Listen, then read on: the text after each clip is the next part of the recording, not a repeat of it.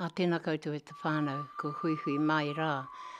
I rara te tūrā o tēnei tūpuna whare o tātou i runga tēnei whenua tapu.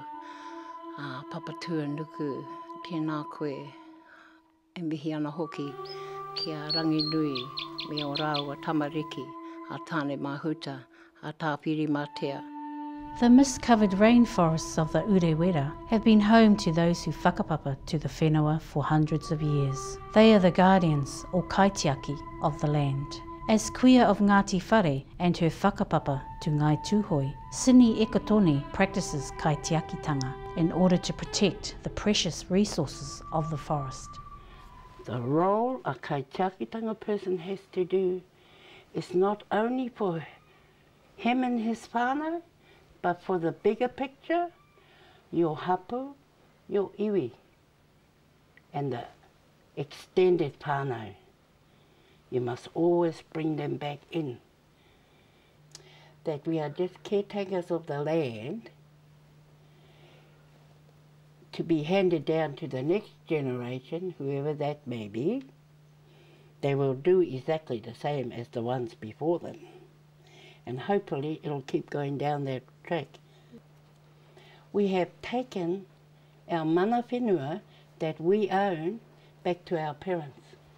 So we own nothing. We've taken it back to where it first came from, our parents. It's about the mokopunas that are coming up and about the mokopunas that are still to come. That's our main concern. Like other Māori tribes, the Ngāti Whare had to adapt to the concept of land ownership brought to New Zealand by the Europeans. One result was the land was acquired by European owners, and today much of it is planted in pine forests. Pine trees were first planted in the Whirinaki Valley here in the early 1950s. They were clear felling quite a bit of the native forest and ended up with a lot of cut-over areas that they didn't really know what to do with. So they did trials with replanting pine trees and they were very successful. When it gets logged, it exposes the remnants of the native forest that was there previously.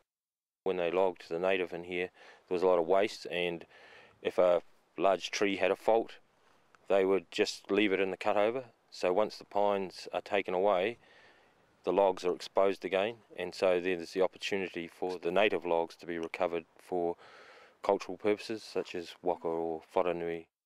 Some of the logs from Whirinaki were transported to Auckland. They are being carved by Lionel Grant and his team for the wharenui on the Unitec campus. No te arawa hau, te arawa tuku tūpuna waka, te arawa te iwi, te hei mauri ora. Kaitiakitanga is something that comes from the heart, I guess, something that we should always have first and foremost in our minds when we're working with this resource. Ko te mea tūtai, Kaitiakitanga he kaupapa aroa mo te whenua, mo te ngāhere. This tauhu is going to be the backbone of our new whare here at Unitec. We retrieved the wood about a year and a half ago, I guess.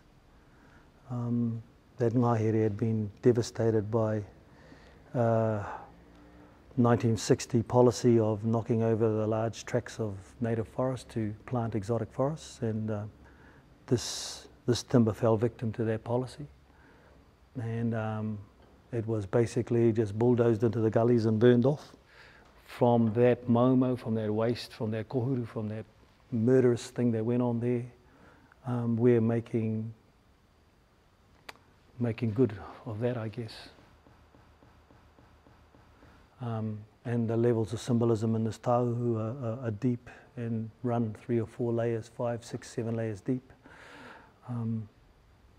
So it's not only that, it's a functional part of the meeting house. It's the backbone of the whare. It's a combination of 4 pieces of wood joined together to create the one length, 24-metre length, that we're going to need to create the whare. The way it's been joined is using wakataua, waka technology, so it's been homey joined. And it always intrigues me when you hear at the end of whai kōrero haumi e hui e tā iki, to join me now and tautoko what I'm saying. Logging of the native timbers in the Whirinaki ceased in the late 1980s. This had a devastating effect on the mill town of Minginui. Well, these buildings here, the old Forest Service compound, and yeah, this was like their maintenance area, and all the vehicles were stored here. And one of the things that's happened recently is that we've had the Māori architecture students from Unitec. They came down and looked at what we had and said, rather than build something new, you need to be utilising some of the existing buildings. Today, many residents are into their second generation of unemployment. Well, we're just looking at trying to create a bit of local employment, but it's sort of, you want employment that kind of again comes under that Kaitiakitanga thing, maybe, that it fits in with the environment. In previous times for Māori, the environment was a very active participant in life. He aha o wake whakaro mō tēnei mea te Kaitiakitanga? Kia hauna koe nei te nā huatanga o mua e ki ana a wetahi a kia na hoki wetahi e tanipa, e tanipa ki wetahi. Enari tō mātou Kaitiaki he manu, he manu ia. Te whaia, ko tia mātou pātai reira, nā reira tēnā koe.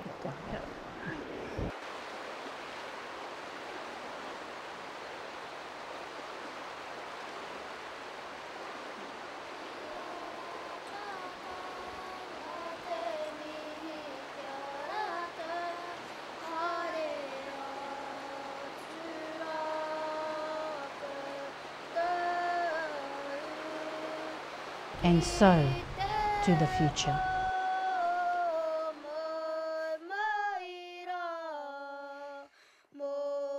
Kaitiakitanga probably goes right across the gamut of Māori thought or human thought.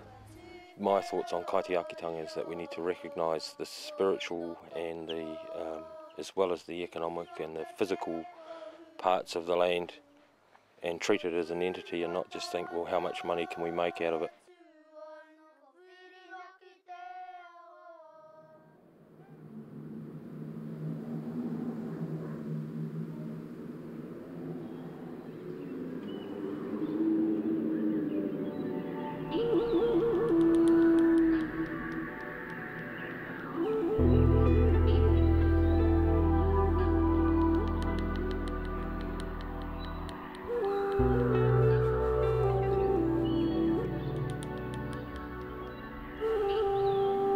Thank you.